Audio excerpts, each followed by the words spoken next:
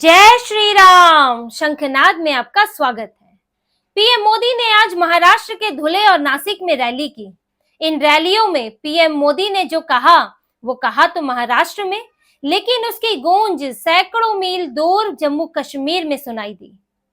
और उन्होंने जो बातें कही उससे जम्मू कश्मीर की ये उछल कूद करने वाली पार्टियों का मुंह बंद हो गया और उनकी अकल ठिकाने लग गई। पीएम मोदी ने अपनी रैली में सरकार का फैसला सुना दिया और उन्होंने कांग्रेस की हकीकत भी दिखा दी। जो कांग्रेस यहाँ पर जब महाराष्ट्र की, हरियाणा की, झारखंड की बात हो, चीन की बात हो, पाकिस्तान की बात हो तो बहुत देशभक्ति की बात करती है, देश की जमीन की बात करती है। लेकिन वही कांग्रेस जम्मू कश्मीर में धारा 370 के समर्थन में प्रस्ताव पास करा रही है। 370 बहाली का वहां पर समर्थन कर रही है।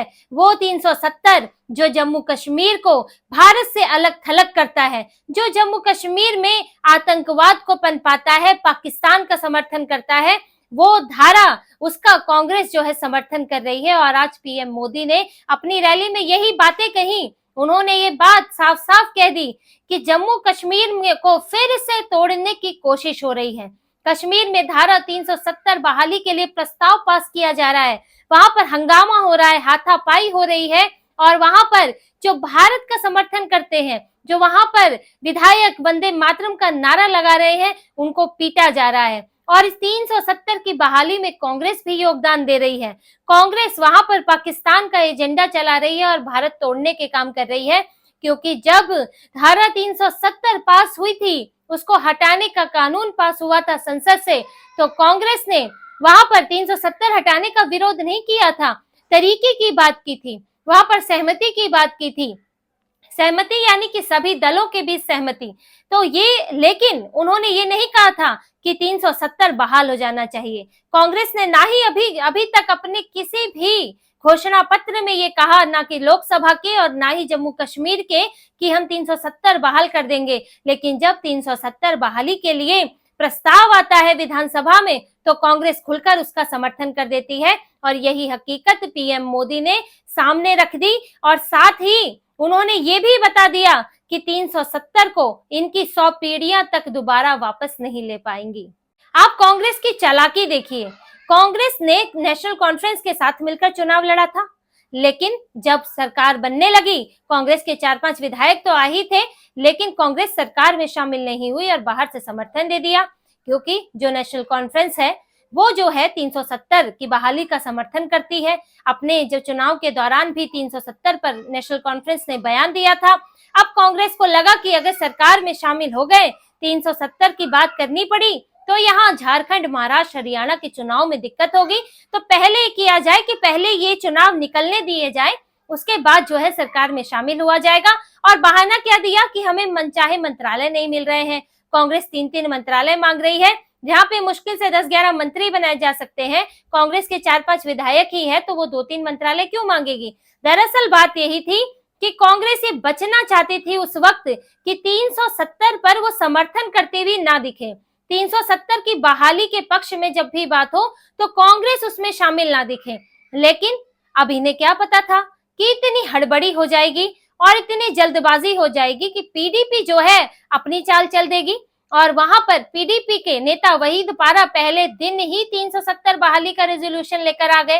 और अब ऐसे में कांग्रेस फंस गई, उमर अब्दुल्ला फंस गए कि अब पीडीपी तो उनसे ज्यादा बड़ी भारत विरोधी दिख रही है, 370 का रेजोल्यूशन ले आई, हम तो जो है पूर्ण राज्य की ही बात कर रहे थे। अब उमर अब्दुल्ला के लिए मुश्किल हो गई, तो उमर अब्दुल्ला को भी रेजोल्यूशन लाना पड़ा। और कांग्रेस के साथ समस्या ये हुई कि अब वहां विरोध नहीं कर सकती, एनसी का तो समर्थन करना ही पड़ेगा। तो अब कांग्रेस को वहां समर्थन करना पड़ा और उसकी पोल खुल गई कि यहाँ जो कांग्रेस कश्मीर पर सरकार को घेरती है, कश्मीर में आतंकवादी हमलों को लेकर सवाल पूछती है, वो कांग्रेस जो है 370 की बहाली चाहती है। यानी कि वो चाहती है कि फिर से कश्मीर जो है भारत से अलग थलग हो जाए और फिर से वही पत्थरबाजी, आगजनी, आतंकवाद के दलदल में फंस जाए। और पीएम मोदी ने आज यही बताया कि वो कांग्रेस जो यहाँ पर अलग मुंह दिखाती है और वहां पर जो है अलग मुखौटा डालकर रहती है, उस कांग्रेस की हकीकत देखिए। और उन्होंने साथ ही इन दलों को जो इतने दिनों से हंगामा कर रहे हैं, 370 की बात कर रहे हैं, उनको ये भी कह दिया कि उनकी 100 पुश्तों तक भी 370 की बहाली नहीं होने वाली। उन्होंने अपनी रैली में सरकार का फैसला सुना दिया, क्योंकि जिस तरह से विधानसभा में इतने दिनों से नाटक चल रहा है, 370 पर रेजोल्यूशन लाया जा रहा है जिसका कोई मतलब ही नहीं है, क्योंकि ये विधानसभा इस रेजोल्यूशन को पास करे ना पास करे, कचरे में फेंक दे, जो भी करे, लेकिन अगर 370 पर जो भी फैसला होना था, जो फैसला पहले हुआ वो संसद से ही हुआ, संसद के अलावा और किसी को अधिकार है ही नहीं। और इसीलिए अब ये लोग यहाँ पर नाटक कर रहे हैं, तो उनके नाटक का जवाब पीएम मोदी ने भी रैली से दिया सबके सामने कि 370 को लागू नहीं होने देंगे। उन्होंने कहा कि हमने देश की सबसे बड़ी बीमारी को खत्म कर दिया, लेकिन जम्मू कश्मीर में इन लोगों की सरकार बनी और तब से ये बार बार 370 का नाम ले रहे हैं, उसकी बहाली की बात कर रहे हैं, लेकिन दुनिया की कोई भी ताकत जो है 370 वापस नहीं ला सकती। और सिर्फ पीएम मोदी ने ही नहीं, बल्कि गृह मंत्री अमित शाह ने भी महाराष्ट्र में ही रैली के दौरान उन्होंने भी यही बातें कही कि 370 की वापसी नहीं हो सकती। तो ये केंद्र का जो है ऐलान है, केंद्र का जवाब है कि जो तुम 370 कर रहे हो वो वापस नहीं आएगा, और अगर इससे ज्यादा तुम उछलोगे तो पूर्ण राज्य भी नहीं आएगा। क्योंकि पीएम मोदी ने देखिए इतने दिनों में पहली बार इस मुद्दे पर कुछ बोला, क्योंकि जब से सरकार बनी है तो पहले तो उमर अब्दुल्ला पूर्ण राज्य की बात कर रहे थे, मिले भी थे, सहयोग की बात की, तो केंद्र ने भी सहयोग की बात की, एलजी ने भी सहयोग की बात की, लेकिन इन्होंने जो है विधानसभा के अंदर इतने दिनों से जो है माहौल, ऐसा घटिया माहौल बना के रखा हुआ है, हाथापाई हो रही है, मार्शल बुलाने पड़ रहे हैं, उसको लेकर अब बीच में पीएम मोदी को दखल देना पड़ा और अपना रुख साफ करना पड़ा, और इसके बाद इनको जवाब मिल गया है। क्योंकि इन्होंने विधानसभा में देखिए, इन्होंने 4-5 दिन ही हुए, पहला सत्र है, उसमें क्या क्या किया। पहले दिन पीडीपी के वहीद पारा रेजोल्यूशन लेकर आ गए, और इसका जब विरोध हुआ, क्योंकि नेशनल कॉन्फ्रेंस को भी विरोध करना पड़ा, रेजोल्यूशन का विरोध नहीं किया। उमर अब्दुल्ला ने कहा रेजोल्यूशन तो ठीक है, लेकिन हमसे चर्चा करके लाना चाहिए था, ये रेजोल्यूशन सिर्फ कैमरों को दिखाने के लिए लाया गया है। लेकिन दबाव में तो आ गए, क्योंकि पीडीपी आगे निकल रही थी, तो अगले दिन खुद अपना रेजोल्यूशन लेकर आ गए कि स्पेशल स्टेटस मिलना चाहिए, 370 बहाल होना चाहिए, और ध्वनि मत से पास भी करा लिया, चर्चा की भी जरूरत नहीं समझी। इस पर बीजेपी के नेताओं ने विरोध तो किया, और लेकिन क्योंकि वो मुश्किल से 29 विधायक हैं, अब जो बहुमत है वो दूसरी तरफ है, तो ऐसे में उन विधायकों का जो विरोध है उसका कोई मायने नहीं निकले। और तब इतने से भी मन नहीं भरा इन लोगों के, तो वहां जो खुर्शीद अहमद शेख है, जो कि राशिद इंजीनियर के भाई, वो एक पोस्टर लेकर आ गए, 370 की बहाली हो, 35 की बहाली हो, स्पेशल स्टेटस वापस मिले। पूर्ण राज्य तो ये छोड़ ही दिया इन लोगों ने, लेकिन स्पेशल स्टेटस पर आकर अब इनकी सुई टिक गई है। तो जब वो पोस्टर लेकर आए तो वहां से बीजेपी के विधायक सुनील शर्मा ने उनको रोका, वो वेल में आए पोस्टर लेकर, तो वो भी वेल में पहुंचे, उनको रोका, पोस्टर छीनने की कोशिश की। बीजेपी के दूसरे विधायक भी आए, और इसके बाद ये सारे जो हैं दूसरे भारत विरोधी चोर चोर मौसेरे भाई सबके सब एकजुट हो गए। फिर वहां से सज्जाद लोन आ गए, पीडीपी वाले आ गए, नेशनल कॉन्फ्रेंस के नेता आ गए, और बीजेपी के नेताओं को हटाने लगे। इस धक्का मुक्की में जो है बीजेपी के 3 नेता घायल भी हुए, लेकिन उन्होंने जो है वो पोस्टर लेकर उसे फाड़ दिया, संसद से बाहर कर दिया। और लेकिन यहाँ पर जो स्पीकर है उनकी भूमिका आप देखिए, स्पीकर ने जो विधायक, बीजेपी के विधायक जो घायल हुए, उनके लिए कुछ करने की बजाय उन्होंने बीजेपी के विधायकों को ही बाहर कर दिया। जो पोस्टर लेकर आया उस पर कार्रवाई नहीं की, जबकि इन चीजों की मनाही होती है, और यहाँ तक कि वंदे मातरम के नारे लगाने पर भी आपत्ति जताई। और जब इन्होंने इतना बुरा हाल कर दिया है, उमर अब्दुल्ला के आने पर, मुख्यमंत्री बनने पर, जब विधानसभा की ये हालत है, और दूसरी तरफ जो जम्मू कश्मीर में आतंकवाद की घटनाएं बढ़ रही हैं, तो अब इस पर तो सरकार को एक्शन लेना ही था, क्योंकि पिछले दिनों में जम्मू कश्मीर में आतंकवाद के हमले जबरदस्त बढ़ गए हैं। और यहाँ तक कि जो विलेज डिफेंस गार्ड होते हैं, जिनको सरकार सेना तैयार करती है कि हर जगह अगर सेना मौजूद नहीं है तो गांव के कुछ लोगों को हथियार चलाना सिखाया जाता है, ताकि कल को वहां पर कोई आतंकी हमला हो सके तो वो उसके खिलाफ कार्रवाई कर सके, और यहाँ तक कि वो सरकार के आंख नाक कान भी बन सके, सेना को, पुलिस को जानकारी भी दे सके। वो ऐसे 2 वीडीएस को उन्होंने मार दिया, आतंकवादियों ने इसकी जिम्मेदारी भी ली। और ये आतंकवादी कौन है? जिन्हें मदद मिलती है जम्मू कश्मीर से।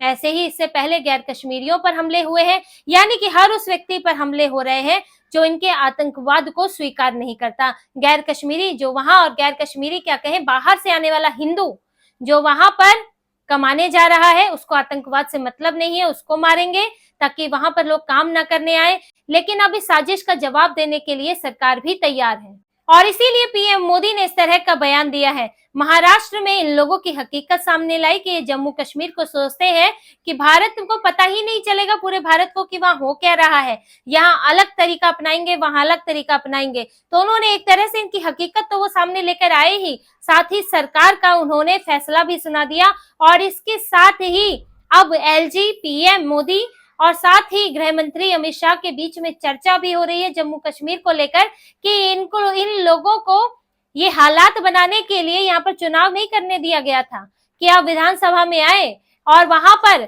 आप शिक्षा, स्वास्थ्य, सड़क, इन सब की बात ना करें, वहां पर लोगों की सुविधाओं की बात ना करें, सिर्फ 370 पर हंगामा करें। तो ऐसी असेंबली की क्या जरूरत है? आखिर जब तुमको इस तरह का काम करके विदेशों के हाथ में हथियार ही पहुंचाना है कि अभी भी वहां लोग 370 चाहते हैं, देखो असेंबली में पास हो रहा है, तो फिर ऐसी असेंबली की क्या जरूरत है? इस पर अब चर्चा हो रही है कि यहाँ के आतंकवादी हमलों को कैसे रोका जाए, वो तो बात है ही, साथ में इन लोगों की ये जो छोटी तुच्ची और घटिया हरकतें कर रहे हैं, इनके लिए क्या किया जाए, इस पर भी फैसला लिया जा रहा है। और साथ ही गृह मंत्री ने जो है एंटी टेरर स्क्वाड की मीटिंग की, सम्मेलन में गए थे, मीटिंग भी हुई, जिसमें एक ऐसी नीति बनाई जा रही है जिससे पूरे देश में एक नई तरह का नेटवर्क तैयार हो रहा है जो टेररिज्म के खिलाफ काम कर सके। और इसके लिए नए स्तर से प्रयास हो रहे हैं और कड़े कानून बनाने की कोशिश हो रही है, जो अगर जरूरत पड़ी तो ये टाडा और यूएपीए से भी ज्यादा सख्त हो सकते हैं, क्योंकि सरकार आतंकवाद पर समझौता करने को तैयार नहीं है। क्योंकि 370 एक बहुत बड़ा फैसला था, उसे हटाना, उसके बाद जहां तक जम्मू कश्मीर को खींच कर लेकर आए हैं, अगर यहाँ पर फिर से इन लोगों के आगे सरकार इनकी कोई भी बात मानती है तो जम्मू कश्मीर फिर से अंधेरे में गिर जाएगा। इसलिए सरकार जो है कितनी भी सख्ती करनी पड़े करने को तैयार है। इसलिए एलजी ने कहा था कि जो सिंपैथाइजर होंगे उनके घर गिरा दिए जाएंगे, जमींदोज कर दिए जाएंगे, क्योंकि यहाँ पर सबसे बड़ी समस्या सिंपैथाइजर ही है। साथ ही सिंपैथाइजर कौन है इसकी भी चर्चा हो रही है। क्या सिंपैथाइजर सिर्फ वही है जो आतंकवादियों को पनाह देता है, या फिर वो भी सिंपैथाइजर है जो अफजल गुरु को भटका हुआ युवा कहता है, जो टीवी डिबेट्स में जा जाकर या मीडिया में आतंकवाद के लिए भारतीय एजेंसियों को भी जिम्मेदार ठहराता है और मनोबल बढ़ाता है आतंकवादियों का। तो इस पर भी चर्चा हो रही है और आतंकवादियों का समर्थन करने वालों को किसी भी तरह से बख्शा नहीं जाएगा, चाहे कोई भी कठोर से कठोर कार्रवाई की जाए। और इसके अलावा ये लोग जो हंगामा कर रहे हैं, विधानसभा का गलत इस्तेमाल कर रहे हैं, इसके लिए भी क्या तरीके अपनाए जाएं, इस पर भी विचार हो रहा है कि भले ही इसके लिए क्यों ना गवर्नर रूल लाया जाए या फिर क्यों ये विधानसभा रहने दी जाए, इस पर भी चर्चा चल रही है। और अगर जरूरत पड़ी तो यहाँ पर फिर से वापस वही स्थिति की जा सकती है, राष्ट्रपति शासन लगाया जा सकता है या फिर यूटी को बिना विधानसभा के भी रखा जा सकता है। सरकार किसी भी तरह के कदम के लिए तैयार है। तो इसी तरह की और खबरें और विश्लेषण आपके लिए लाते रहेंगे। हमसे जुड़े रहिए, सब्सक्राइब कीजिए, कमेंट कीजिए। बहुत बहुत धन्यवाद। जय श्री राम।